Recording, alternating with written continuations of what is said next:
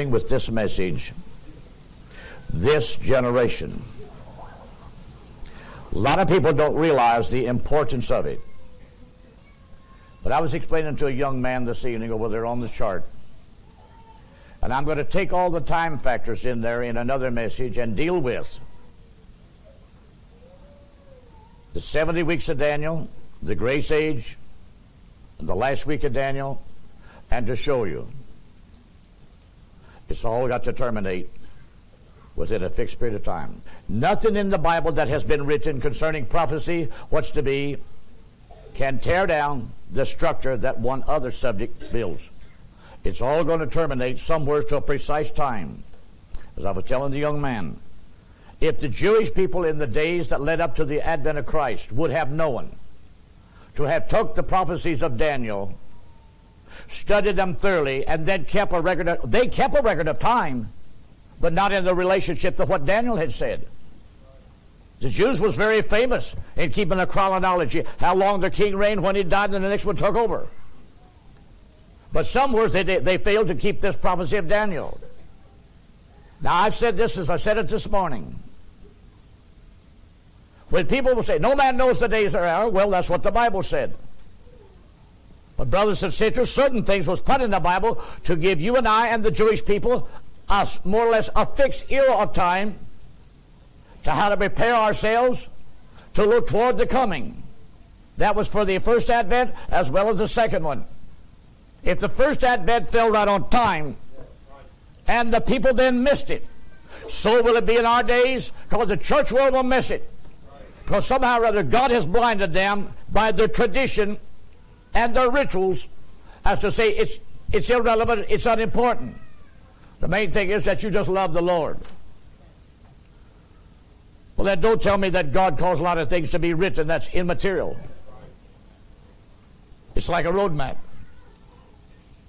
And I have to say, if Daniel in his hour, the last chapter of his writing said, concerning the end time,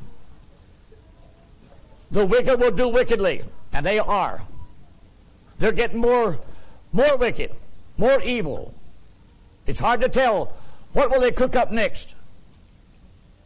But while that's going on, there's another people that God has dealt with and said, but the wise will understand, but the wicked will not. So we can see the two kinds of people that's going to be in the earth leading right up to the advent of Christ. So tonight, brothers and sisters, come back with me, and I want to read the text here. In the 32nd verse, this generation. This cannot be any generation. It does not point to an element of people that was born in the middle of this period. It's pointing specifically to a generation of people, we will say, that had been born around and a little bit prior to the starting of this. And he promised, verily I say unto you, this generation. He is saying the generation that sees the beginning and the finishing of all these things shall not pass away. The 21st chapter of Luke and the 32nd verse. Till all be fulfilled. Then if all is fulfilled, it means Jesus then has come back to earth to set up his kingdom. Now I want to go back again tonight and pick up about these trees, because it's very interesting to notice what has happened and transpired in the past, we will say 60 years. As I said this morning, leading up to World War II, the colonial powers was well established in various areas of the earth. The French was in Vietnam, the Dutch was in Indonesia, the British was in the Malaysia, as well as in Hong Kong and Singapore, as well as in India and parts of Burma. The French was also in equatorial Africa, the Belgians in the Congo, the British was in North Africa and South Africa as well. Portugal was in Pakistan. All over the world, these European powers had territories that they had sort of annexed to themselves, and for years they had been there, occupying these. But I've said, brothers and sisters, had there not been that era of time leading up to what happened in World War II, none of those territories would have ever had any modern means or even known anything of transportation, telephones, or electric lights. So I have to say, if they want to write that the colonial powers was evil, then they sure left something good, because they're still enjoying them there today. And I will say this, I've seen the American railroads with all wooden cross ties. But you know, I saw what they call cross ties in India that wasn't made of wood. It was made of iron. Like two rails put together, and on the end was a great big cup, like a hand. And that was settled into the rock. And it never rotted out. And for miles and miles and miles, that's the kind of cross ties that held the tracks together. And that was what was on the rock bed. So I have to say, the British taught them that. So I have to say, they've got a network of trains today that far surpass the United States. Imagine, brothers and sisters, when in the United States, they used to have a train that come from Chicago to Jacksonville, Florida. They call it the South Wind.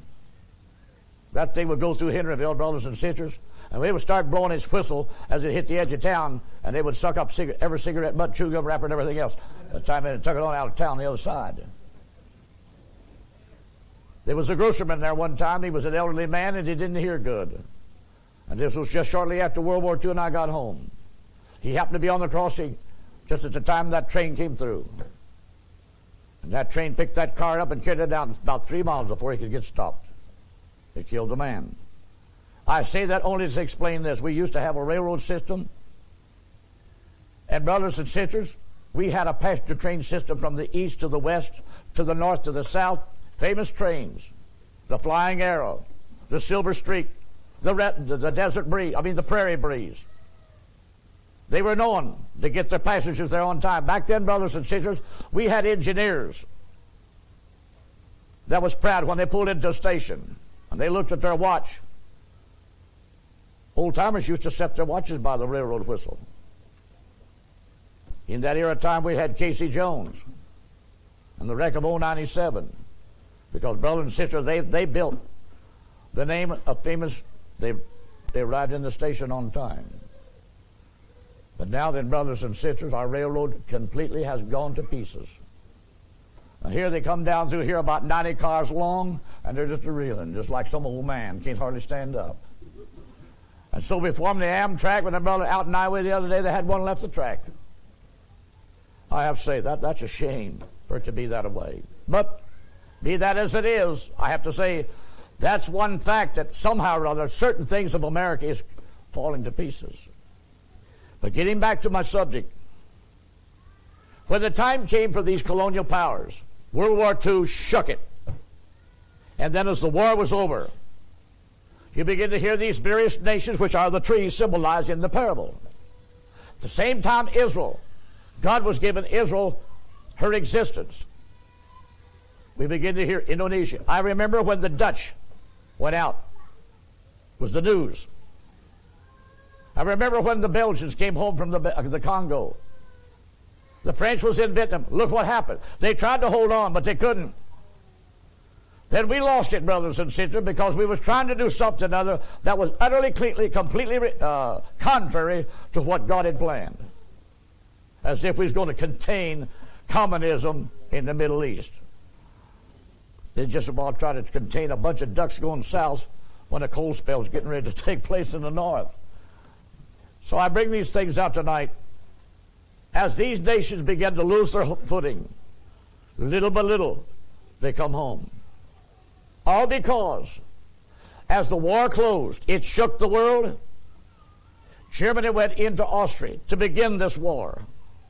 No sooner did they enter Austria, and immediately the Jews would begin to be attacked. That was the beginning of the part of the Jews in the play.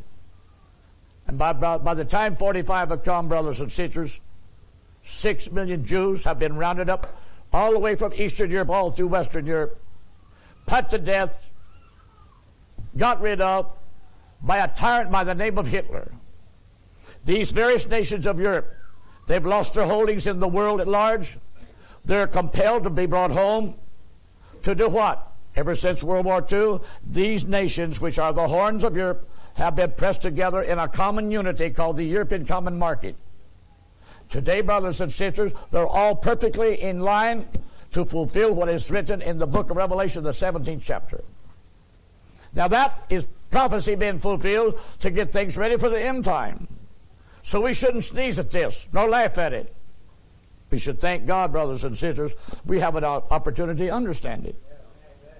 When we can look at these things and know God's word don't lie. There's a lot of people in the intellectual world claim, well, how do we know it's true? Well, watch the conditions. But how blind some people are. So I have to say tonight, Europe has been brought home, and it tells you in the 17th chapter of the book of Revelation, these horns have received no kingdom as yet, meaning they've never received a worldwide kingdom. When Rome began to fall, then these horns began to break loose. And for years, up and down they went, trying to, we will say, attack one another, shuffling for a position in Europe. But God would not let one of these horns to have it all. So then when the colonial period did break up, come into existence, they went to the ends of the earth to take a slice. But then when this was brought to the end, it was God's way of shaping the world for the end time. So then they come home to be united and pressed together. I have to say, God allows conditions to develop to bring it about. Up until that time, they would have never considered to such a union. But now, brothers and sisters, they're all coming under one currency, just like old Rome used to be. So we cannot deny the fact that God's word is not being fulfilled. It is. So tonight, I want to try to take it and go on down further into our day and time. When the giving up of these territories brought European powers back to home together and pressed them together, that set the stage for Revelation 17. While in America was not out, we will say, to take slices of the world and to be a domination to the world. But she had attained a position of world leadership. During World War II, America had built ships. And she had a navy that was larger than all the rest of the navies of the world put together. How do you know? Well, I didn't see it all. And Brother Foster, I saw some of it. Chick, I was privileged to see part of it. Because I've seen it as far as the eye could see, any way you look. If it wasn't a battleship, it was an aircraft carrier. If it wasn't that, it's a cruiser. If it wasn't that, it's destroyers or destroyer escorts. And I have to say, it made you feel proud that while Japan had sunk some of our pride and joy in Pearl Harbor, we had rebuilt it. And then we had engaged them.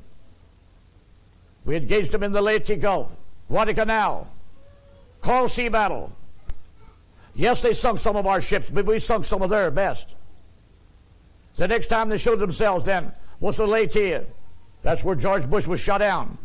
They dipped him out of the water. They never showed themselves no more. From there, brothers and sisters, they took their pride of what little they had and took it back home to Japan and hid it. When they came to Okinawa, they tried to invent these suicide type of planes. But they never brought what ships they had out no more to battle, the Americans. But look where we're at today. We don't even have a cruiser in the Pacific. We don't even have an aircraft carrier. I have to say, something's going on. And I believe, brothers and sisters, America has been maneuvered into a position, somehow or other, to take a slap in the face. I have to believe, brothers and sisters, I'm thankful that I was born in America. But I'm not proud of some of the leadership that we've had that sold our nation down the drain. It took God, brothers and sisters, to bring us out of that slap in the face we got at Pearl Harbor. It took God to guide our men on the various fields of battle. And brothers and sisters, on the fields of battle, many of our men invented some of the modern weapons we have today. You've heard much about the bazooka. The original one was invented, thought together by GI in North Africa. If you know how a mortar works, you drop the propeller in a little old tube, but it goes.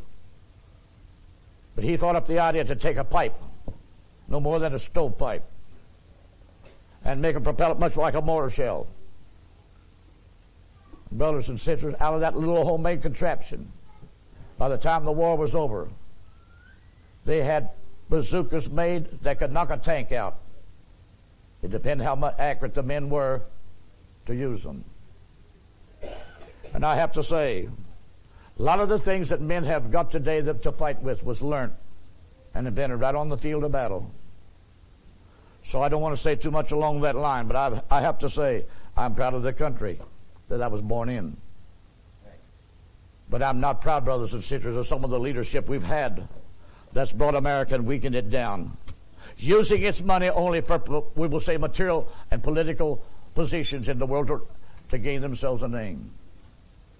With these things in mind, we begin to see in America something begin to break loose. As I've said before, riding on that troop train, seeing that little old pamphlet, the communist says, we will destroy them within.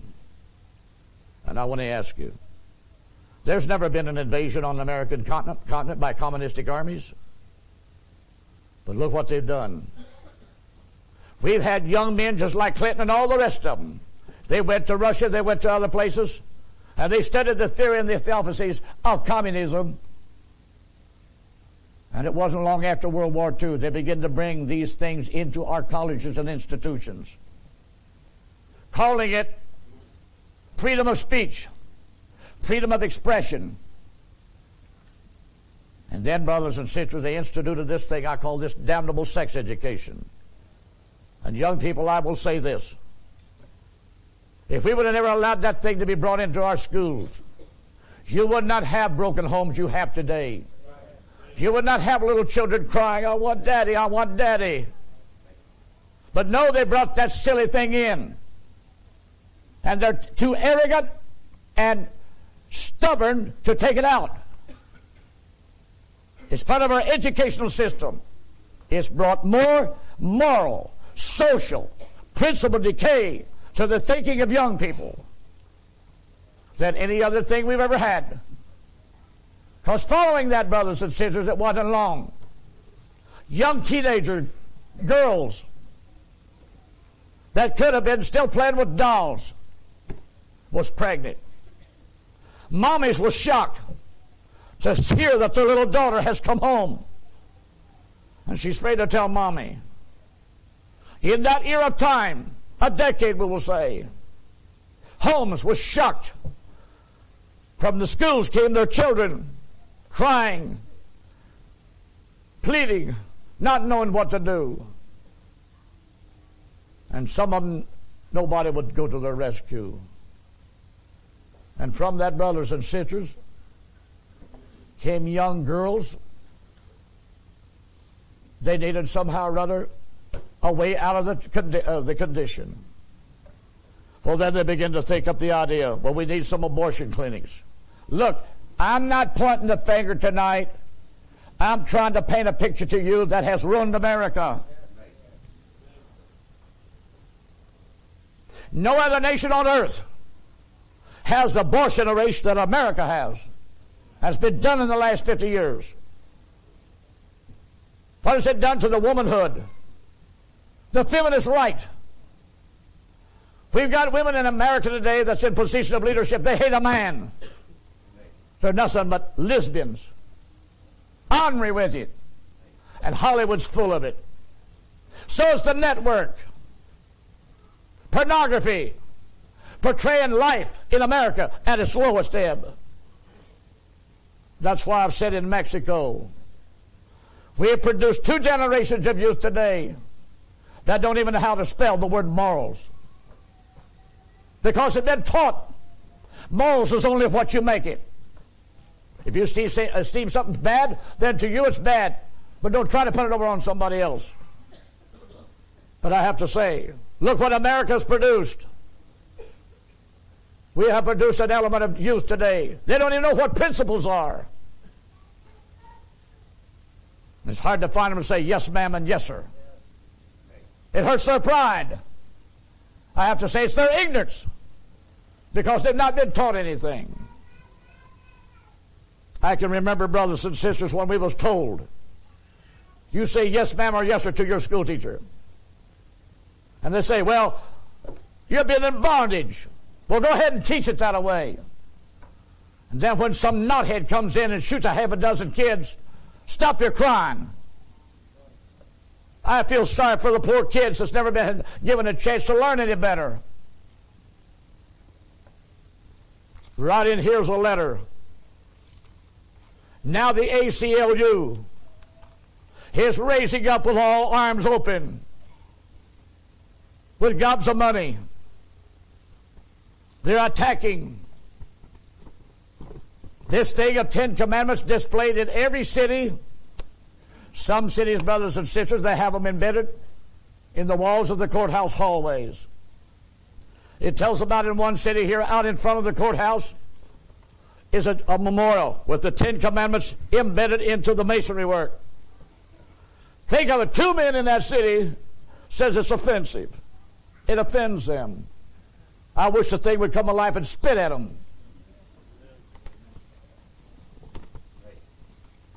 Brothers and sisters, when you expect man to make laws to dictate after his own way of thinking, but you abhor God's laws, that if things go bad, don't complain. Don't bring on the psychiatrists as though they've got the answer and the cure. They're not. I grew up a generation of time, brothers and sisters. You've heard me say, no, they didn't all go to church. But I'll have to say some of them old tobacco-spitting hillbillies had more principle about them than we've got some of these intellectual giants we've got today.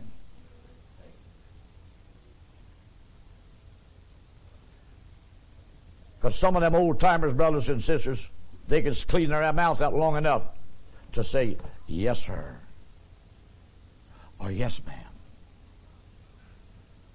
But we've got a society today that's lost all principles and conduct and behavior. Yet they turn right around and want to teach the way they want you to act. So we've got a nation tonight. There are heart throbs away from travail. And I have to believe, brothers and sisters, when we can see, yes, the ACLU is opening up with all guns. They're going to attack in every city, in every kind of a government or state building. Bring them 10 Commandments down. And when they do, I have to say, if God is a God that still looks upon America, he's liable to cause something other to be done that will put some of these political leaders in their place. And in doing so, it might bring a lot of hurt and danger to people that gets in God's way. But I've lived to see it in America. What a tragedy. We never thought of taking a gun. We had no need to take a gun. I learned to pack a pocket knife in my pocket ever since I started to school. Why? Oh, because a lot of time we had to walk through the woods.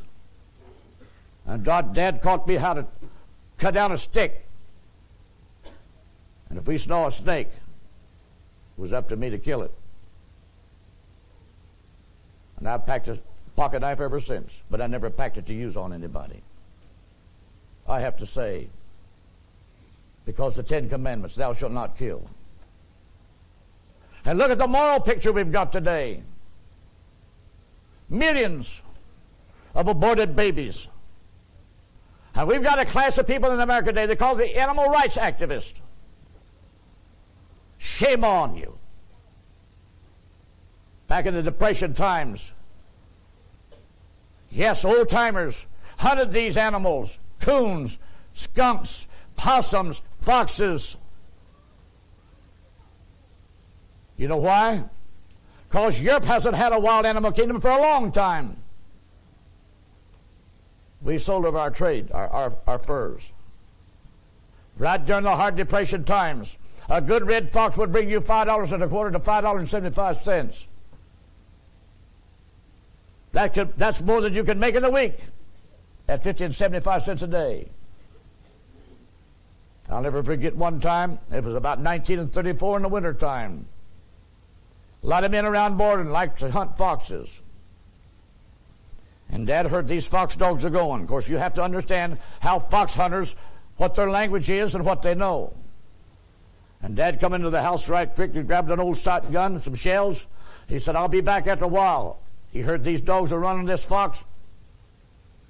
And he climbed a big high ridge because he knew up there on that ridge where them dogs eventually would bring that fox. Now, there's some of this you can laugh about.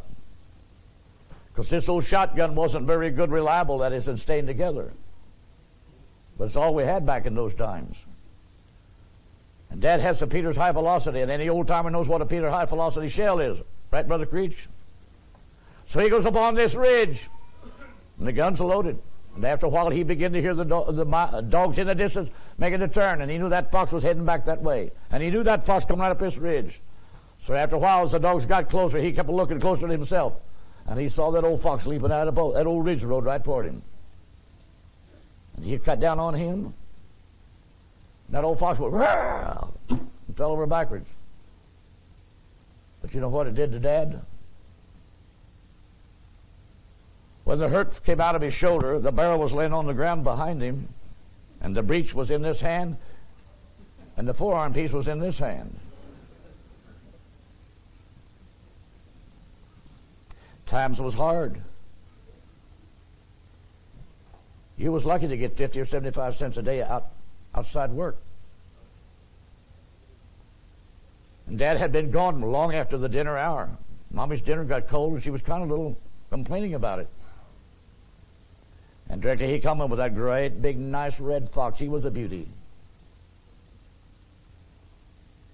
But Dad got in the house and said, Mommy, you got some hot water?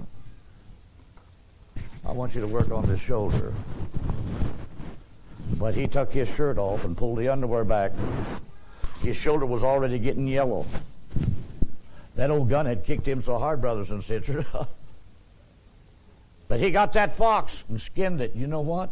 He got $5.25. If he'd been working every day for 10 days. But now the animal rights activists. You're not supposed to do that. On the way into church this morning, 2 possums is laying on the side of the road run over. In the Depression days, you could get 35 cents for their hide. Nobody wants to buy them now because that's stinking bunch of animal rights activists. Go down to Montgomery, Indiana, down in Montgomery County. Drive for miles. There's a coon. Another mile and a half. There's another coon. Change roads. There's another coon. Coons all over the place. It used to be you could get $3.75 for a good coon hide. But the animal rights activists brought it all to an end. Oh, we're so sentimental. We're kind to our animals. Yeah, you're more kinder than that than you are an unborn baby. Yeah, I believe in abortion. Well, I just shot me a skunk, and I'm going to skin him.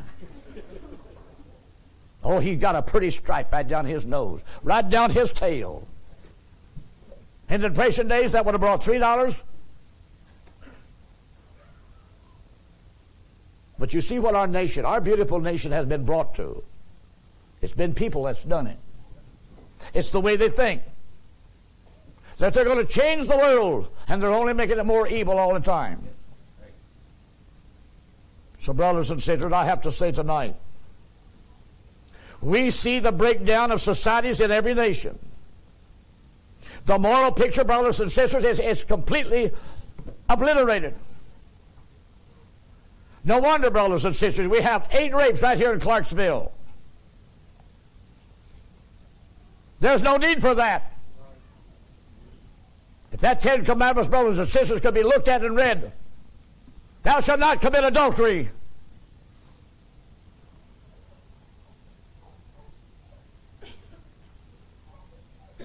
But do they want to change it? No. They want a society that's open to anything and everything. And they made our little children vulnerable to their low-down lifestyle. And when I say this and talk like this, brothers and sisters, it breaks my heart to see a little child abused,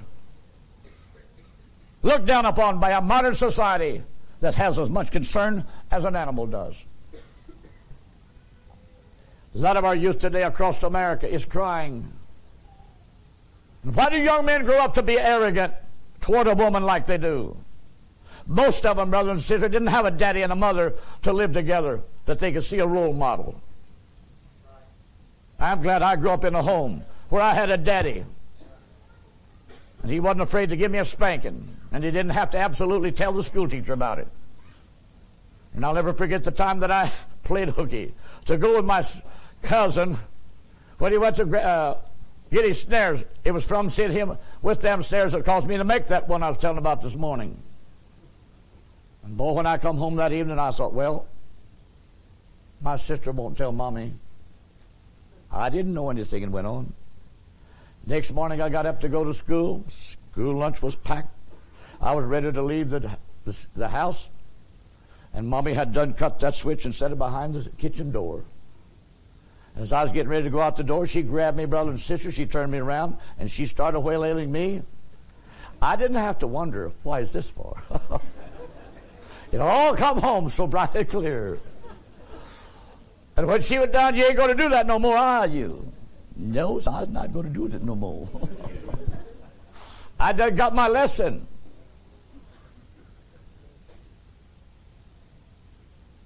And when I got to school, I didn't tell the teacher. My mommy whipped me. I tell you, brother and sister, we got a system of legalistic, formalistic, ritualistic, and everything else today. And no wonder our society just keeps going down, down, down, down. All of this has come about within this generation of time. I'm not pointing my finger, brothers and sisters, necessarily at the real young generation. I feel sorry for them because they don't know what it is to live in another period of time when dad and mothers, they struggled, they worked hard to survive, to hold the home together, to keep their children intact. Yes, once in a while there would be a child go astray for a little while. Let me say this, John Dillinger didn't come out of a home of poverty. His dad was a grocerman. So he didn't come from a home of poverty. And you know what the smart Alex say today? The reason we have so much crime and stuff is because of poverty. My foot. You stop teaching principles of right. You wanted God to be out of the picture and set your own standards in. And so you make laws, you keep making laws, you keep making laws to try and enforce this, enforce that. And there's a generation comes along and outsmarts you. That's why, brothers and sisters, when you look at all the youth today and these young punks in school, sure they can say, well, they was picked on, and they was this and that. Well, I know kids was picked on when I was in school, but they didn't turn out that way.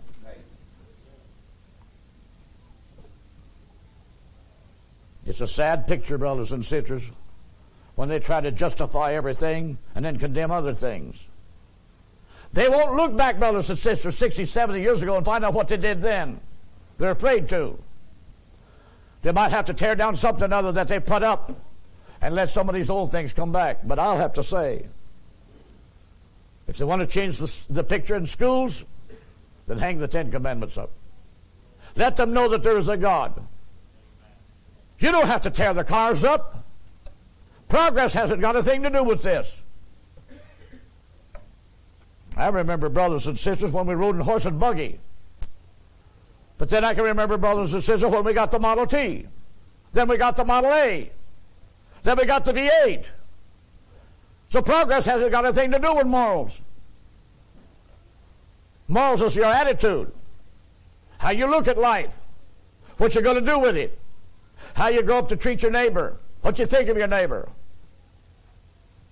Who do you think's great? Who do you think's little? And I have to say there's a basic law hanging before us all the time.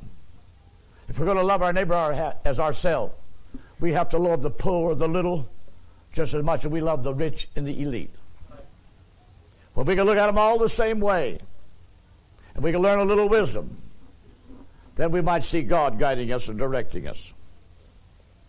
And so tonight, brothers and sisters, I'm not saying these things to belittle, but just watch some of the programs you see on television anymore. And we've got some of these program writers. They're as negative can be, because they try to misrepresent the truth to propagate their own ideas, to try to show you that everybody that lived 60 years back was a bunch of old ignoramus nothings. But I'll tell you, there was no young woman back then had to be told all about sex. Listen to me carefully. Do you think God intended for the human race to grow up ignorant, not knowing how they got here? Wonder how the animal kingdom gets along. How many understand what I'm saying? We had school teachers, brothers and sisters, that lived long before this ever started. And brother, they had a mouth. They knew how to speak in front of children. When I first started to school, that old Polk Consolidated School there in Washington County, there was one particular young lady that was a school teacher. I knew her daddy. And when she come to teach, every child in that class looked upon that teacher like a mother. And she treated every child just like as one of her own children. And they loved her. And they called her Miss So-and-so. And I have to say, teachers back then took children under their arms. And that's why children learn the basics of life. They learn how to read, they learn how to write, they learn all about arithmetic. But as we come closer to this era of time when things begin to break down, and that's why I keep saying, brothers and sisters, they say, what we need to spend more for education. What are you after? I've heard that all my life. It looks like they never get there. But as I said in Mexico, our Model Ts weren't air conditioned, only in the wintertime. Our Model Ts didn't have no built-in heater. The only heat you had was a lantern or a brick head on an old coal stove with a rag wrapped around it at your feet. But it wasn't long till finally they come up with one. They put a heater in it. That was good. That was moving on up. Then after World War II, here they come with the air conditioning. Boy, we're really progressing now. To me, that's better education. Somebody learned something. Otherwise, we wouldn't have air conditioning. I remember, brothers and sisters, when the old iceman used to come around through the country. We had an ice box. We'd go out and get 50 pounds of ice and put in this old ice box. That's how we kept our milk from souring. But it wasn't long, brothers and sisters. Somebody studied refrigeration. Well, they began to sell these tin boxes. And I'll say this. One of them old tin boxes back then that had a motor on the bottom end. And every time it started up, you could hear that bell slapping. But brother, it would freeze ice cream. Sometimes it froze your milk. And them things would just beep, beep, beep, pop, pop, pop, pop, pop, for years and never wear out. But then they got more modern. They got more quieter. Better education. Made our conveniences. Then, brothers and sisters, the old Maytag washing machine, you used to have to pull a lanyard. Pop, pop, pop, pop. Across the countryside, you used to hear these things. Monday was a loud day. It was wash day all over the county. Then finally they put electric motors on them. And then finally, brothers and sisters, lo and behold, they so modernized them. You could fill them up, turn the water on. You didn't even have to pack the water and put in them. I have to say, we're moving on up. We got better education. What's wrong, school teacher? I've been enjoying some of this. But they talk like they're trying to reach something else. They don't know what it is yet.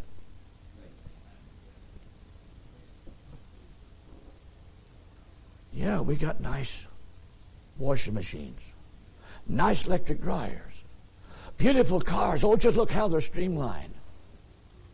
Heaters for the winter, air conditioning for the summer. Isn't this better education? I'm sure they didn't reach up and pick it off of a tree.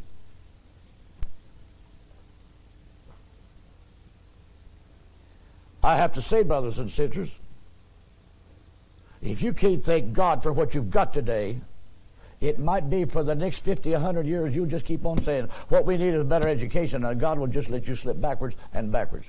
Because while you got all these material conveniences to enjoy and to thrive on, your personal character and attitude stinks. You're going backwards. You can't live with anybody. You can't get along with nobody. Young boys growing up in homes don't know what a role model daddy is. Shame. Shame. And I'm not pointing my finger, but it's a reality. That's why, brothers and sisters, some of these young kids, especially these male kids, they got no daddy to discipline and say, son, that's not right. Because they never seen a daddy how he loved his wife. How he put his arms around her. And she'd kiss him once in a while. And him her. It's a shame. And then our leaders, that's not important. It is important. That's what God ordained. It wasn't that way 100 years ago. And you know it. It wasn't that way 75 years ago. But it's been brought about in this generation. And I'm thankful, brothers and sisters, it ain't going to last any longer than this generation. Because God's going to bring it all to an end. And I've said this before. As it's brought a moral breakdown to our younger generations of teenagers. When we landed at Phoenix the other day, while Steve went over to a place to try to make arrangements to rent a vehicle, we were standing here close to the front doors. Directly Sister Yard said, look at that. And I happened to look out the front door, and there looked like about an 18 or 19-year-old boy. He didn't have red hair, but he had hair that he had literally painted it or dyed it red. It was fiery red, and he had some kind of paste on it. It was all combed like this, and it stuck straight up in the air like a rooster's comb.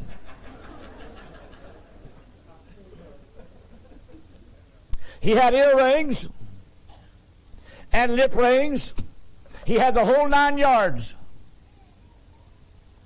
And I thought to myself, man, I'd hate to have a daddy that looked like that. No wonder we've got kids today fathered by such trash. And young girls will wonder after that and think they're adorable.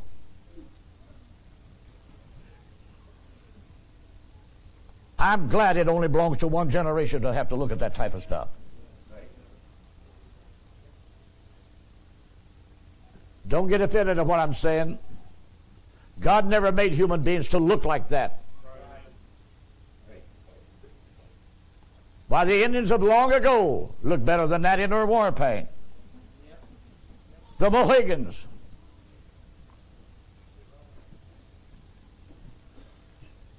But this white element that's lost reality, lost contact, don't even know where they're going, and wouldn't know when they were there when they got there. Yes, all these things would be in a human generation of time. Turn with me tonight.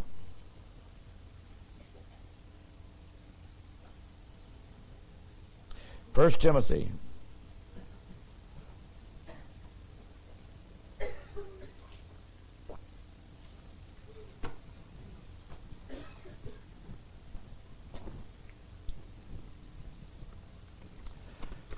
As I just referred to this item here this morning, that's just been one item that I have read in different sources of some of the things, the variety of education that is presented to youth today.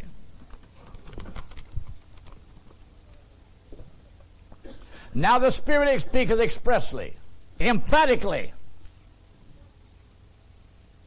that in the latter times, that's our hour,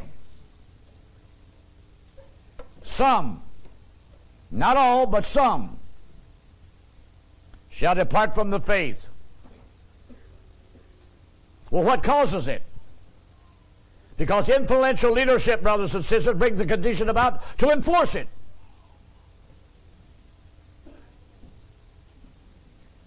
Brothers and sisters, before they put God out of school, prayer out of school, there would have been no such a thing as a textbook on witchcraft, voodoo, or anything else allowed in schools. This is not the first item I've ever gotten a hold of. In certain colleges, they have a course in that type of stuff. They call it a variety of education. And they think more of that than they do about Jesus Christ.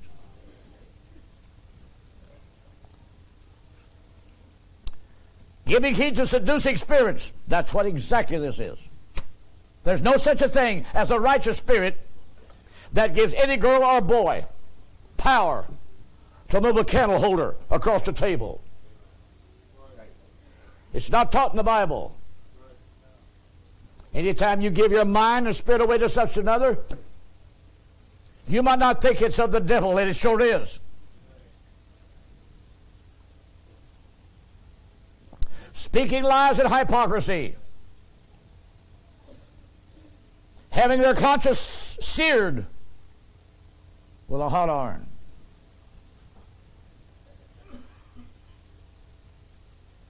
And this next one, it can come home close to you. Forbidden to marry. Brother Allen knows what I'm talking about. Shortly after Brother Branham was taken over the scene, there were certain key individuals that began to discuss this around certain individuals. You know what I believe he's going to do one of these days? He's going to come back and say that man should no longer live with his wife. And there was one man that I knew. He's dead now.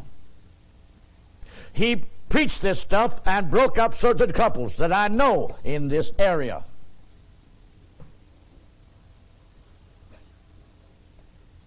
He died a very horrible death. He died with a hard stroke. And evidently did not want nobody to preach his funeral, so he was cremated. But across this United States, brothers and sisters, you'd be surprised if every little thing that's went on in the corners or behind the curtains of time was exposed and made known. What people who are supposed to have contacts in a religious circle, what they've come up with in these last days of intelligence, better educational hour. Because the devil, brothers and sisters, he never takes a vacation. He don't go on leave, and he never goes to sleep. He's busy out trying to get his quota all the time. And so, brothers and sisters, all of this has come about. How much worse will it get? Only the Lord knows. But the fact that it's in existence, it is carried on in its various places and in America. You can expect that to go on in Haiti. You can expect it to go on in Africa. But here in a nation that has been exposed to the best system of education, when I remember as a child, European kings and queens would send their sons and daughters to America to take an education. I don't hear that much anymore. Every other character of the world comes. The Muslims come and walk our highways, our hallways of our car like they own the place.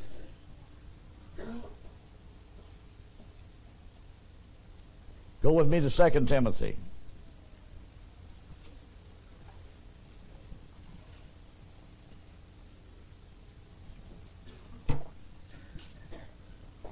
This also, the 3rd chapter of 2 Timothy, this also know, that in the last days, perilous. What is the word perilous? What does it mean? It means dangerous times shall come. Now let us look at that word and compare it to what we hear today. In the back here, it's all about OSHA, laws of safety.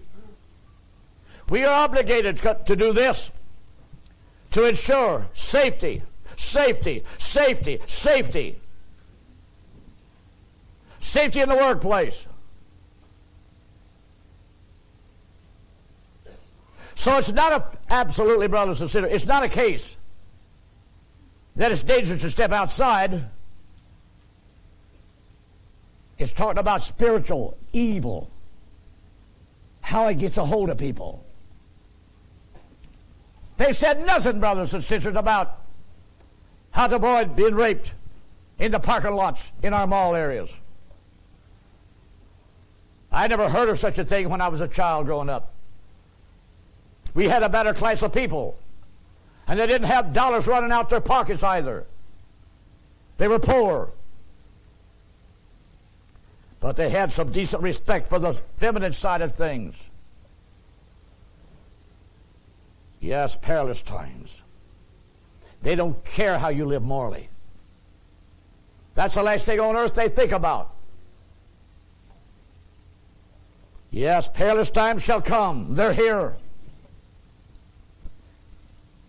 Because, brothers and sisters, when our youth is exposed, you can take a child raised up in a home with some Christian principles taught. But when that child is suddenly exposed to the public systems at school, and he's harassed and not allowed to speak for himself, then some of them poor little minds cannot stand up against it. Sooner or later, they've swamped him under. Sooner or later, she's sunk with it. They talk like them, they think like them, they act like them, and then want to live like them. Birds of a feather flock together. And they're all going in the same direction, the biggest majority. For men shall be lovers of their own selves. Boy, this is a day, brothers and sisters. They portray the human body like it's the most beautiful thing that ever was.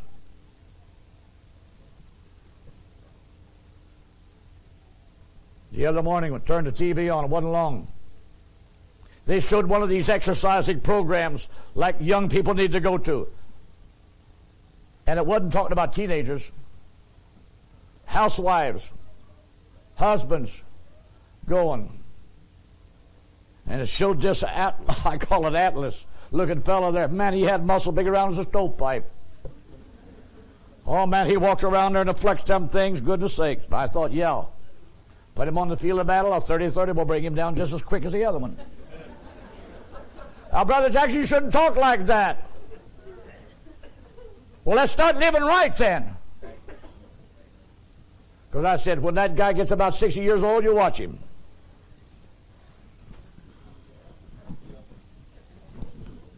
He's all broke down.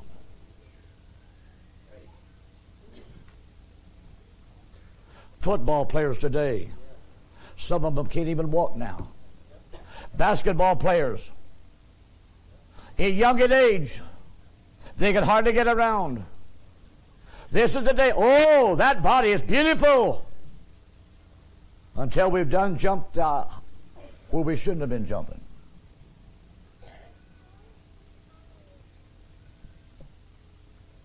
And brothers, there's women that will go to some of these workout places, and oh my land,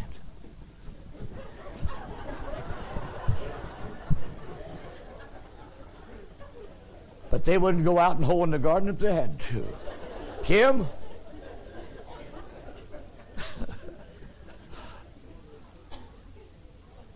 Now, I'm not going to be so foolish to say that an exercising machine in your home is wrong. No. Because I realize this, if you live in one of these stinking cities, brothers and sisters, where you don't know what lives next door to you, you'd be foolish to step outside, especially when it's dark.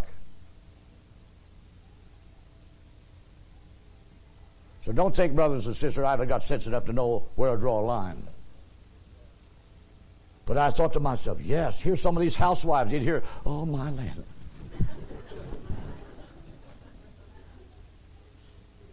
If she was home, doing the washing, taking care of the clothes, doing what she needed to do,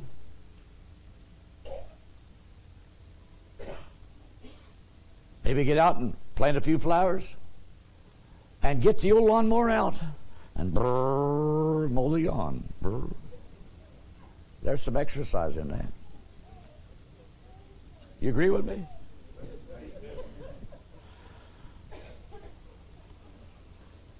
My point is this. It's all a day. The physical body. We want to live forever. And between the medical side and the scientific side, they've definitely got a generation here. They want to be able to absolutely keep us going as long as possible.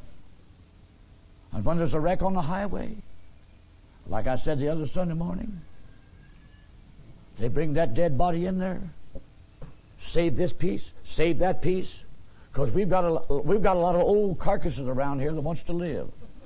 It's like going to Bill Gary's junkyard and getting a part off of this car, a part off of that, to put on the one that's still going.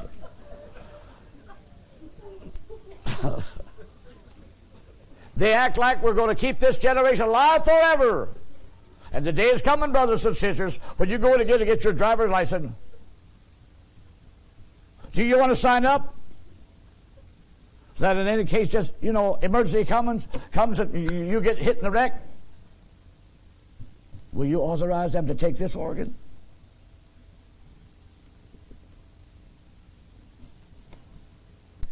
Well, brothers and sisters, there can be some common sense used. But when he gets to the place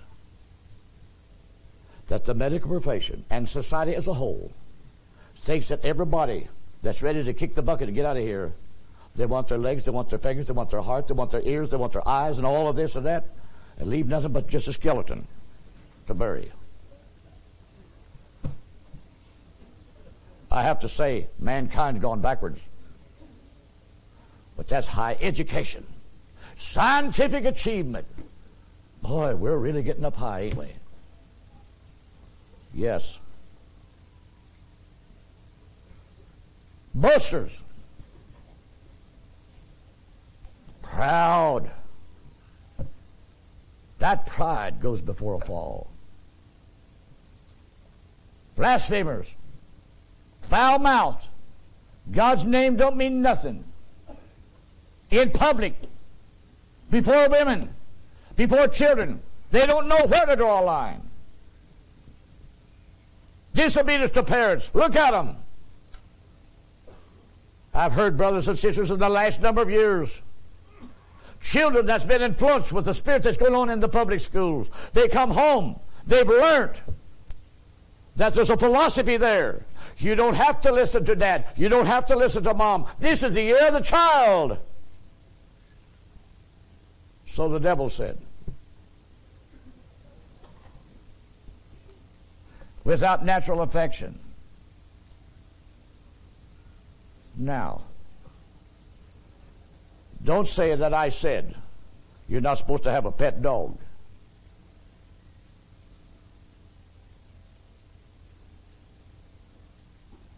I like a pet dog, but I like him in his place.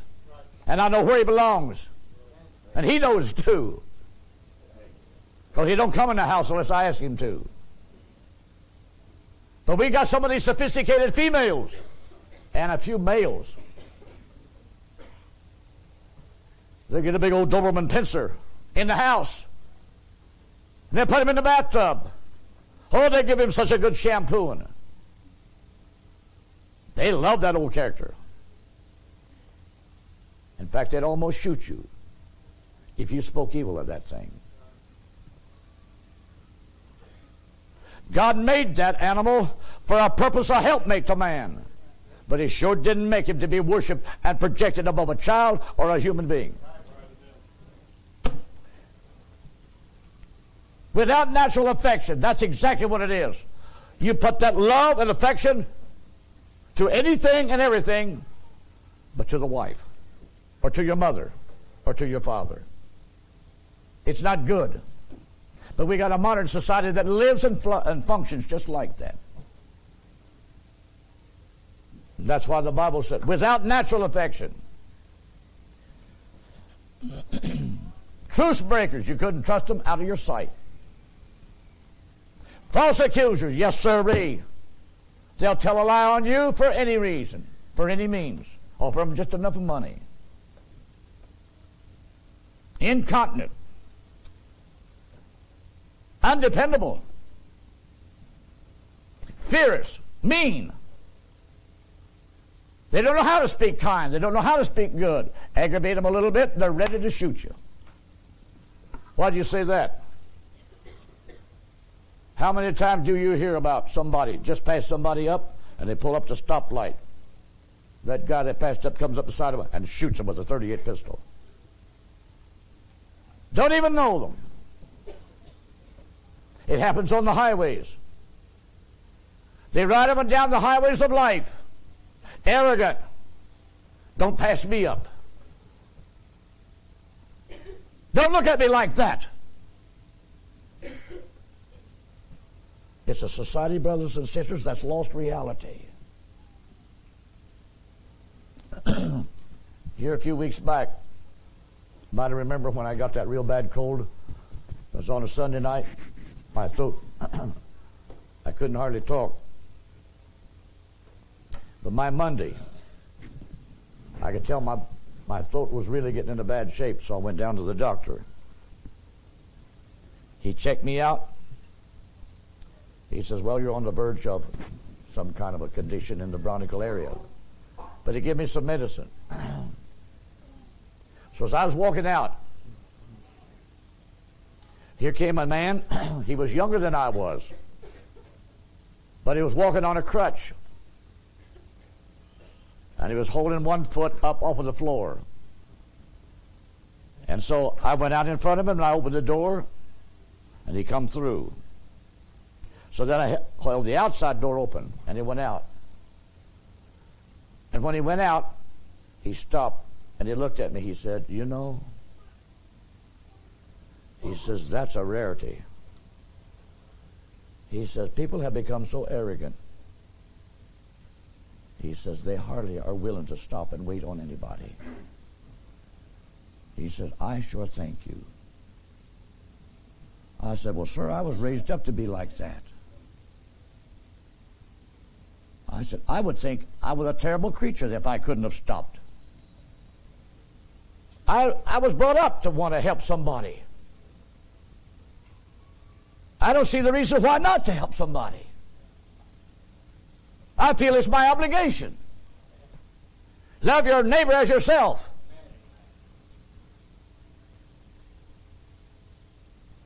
Well, you don't have to put up a sign to advertise it. No, you just keep your eyes open. Somebody walk right in front of you one of these days, you can help him. It's just looking at the situation in the right way. But we've got an element of people today, brothers and sisters, they ain't got time to wait on you. I'm in a hurry. I want to get home and watch the ball game. There's not half so much wrong with the ball game. It's the attitude they have about it.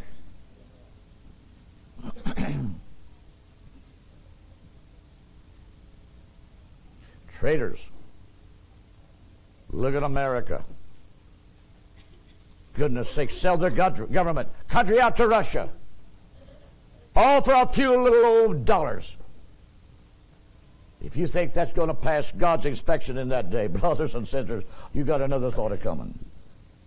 Heady, high-minded. We've got people today, brothers and sisters, they walk down the highway, their chin is so high in the air they couldn't see the ground. They act like they're millionaires, but if you really know what they got in their pockets, they probably got $1 and $1.50. But they want you to believe that they own the world and that they've got the world. That's the way society has become developed and educated and cultivated. Yes, lovers of pleasure. Brothers, I'll have to say this. March Madness, wow. Brother. It's worse than that foot and mouth disease. They've literally gone crazy. Well, I'm not making fun of the ball game in itself, but it's the way the people go at it. Millions. You fill an arena with nothing flat if there's going to be a ball game. But if there was somebody to come along, brothers and sisters, going to really preach to you the truth about the gospel of Jesus Christ and that he's coming soon, you won't even see enough in there, brothers and sisters, to clean the cobwebs off of the bleachers. That's just the way our society has become. Yes, lovers of pleasure. Here they're talking about more stadiums. Louisville's going to have so many stadiums one of these days if you can see it from the airplane. It'll look like a stockyards. Pins everywhere.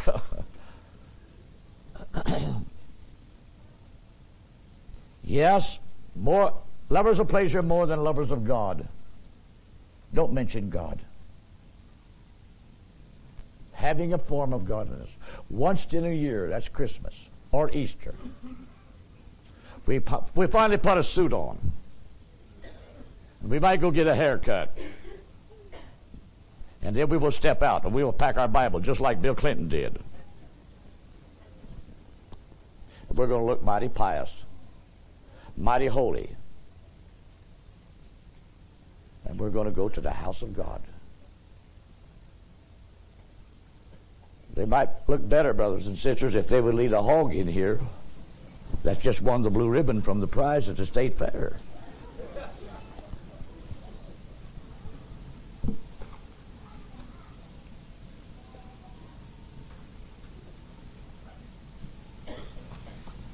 Just hot off of the press. Mideast war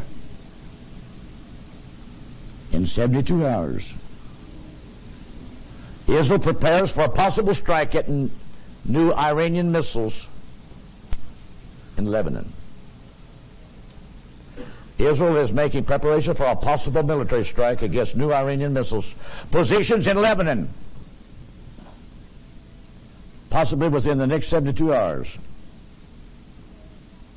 The report says that before returning home to Israel last week, Prime Minister Ariel Sharon told the Wall Street Journal and President Bush about the presence in Lebanon of Iranian Patriot surface missile with a range of 120 kilometers, capable of striking heavy populated central Israel. The missiles were flown in last year through Damascus military airport and transported by trucks to bases in Lebanon. The report continued. From there, they passed to the direct command of Iranian such and such Revolutionary Guard officers who maintain them. And it goes on. So, brothers and sisters, we don't know what it'll be on tomorrow night. It might be the beginning of what we believe, or it might be just a stage. But you can see.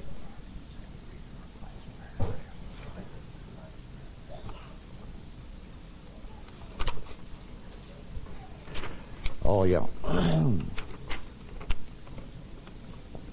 The last paragraph says this. Sharon also reported to Bush this week that both their predecessors, Ehud Barak and Bill Clinton, had received the intelligence data on the Iranian missiles in Lebanon, but decided not to let it out so as not to abort the Israeli troop withdrawal from South Lebanon in August 2000.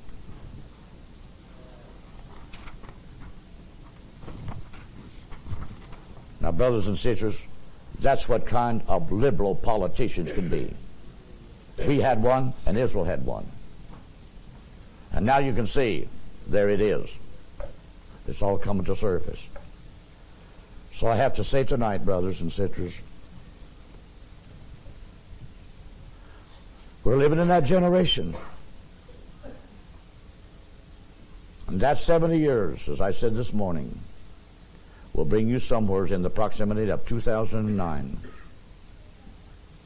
that puts you deep inside the week of Daniel, pretty close to its closeout. I'm not trying to say get up and run. I'm just saying this, brothers and sisters, it's time for us to begin to take things into consideration. Because what we begin to see from here on out, I have to believe, it should tell us the coming of the Lord is getting very close. I know it is. It can't go on forever like this. Because it will not go beyond this generation that's seen this all. No, it don't start in one generation and end in another. Now, to some people it does, because they didn't live at the beginning of it, therefore they can live all the way through it. But I'll have to say, when we can look back, we that are alive and can remember 1939, the starting of World War II, what happened? That set the stage. When that all ended, it began to bring the end to colonialism. The nations began, these trees began to bud. National independence. Out of there came the colonial powers, right back home to be pressed together into a body that is today a prophetic body ready to speak in that last week of time. So I have to say tonight, brothers and sisters, maybe what I said today may not mean much to a lot of people, but to me, I look at myself, I look at my life, I look when I was born. I look and see what has developed in my whole lifetime. And I have to say, some of us are still going to be alive and breathing when this whole thing's over. Or he wouldn't have promised that away. He could have promised that would begin in one generation and the next one it would be. But he said the generation that's what he meant. When the generation that's alive that sees the beginning of this, someone will still be here when it's all over. So I thank God tonight that his word is true.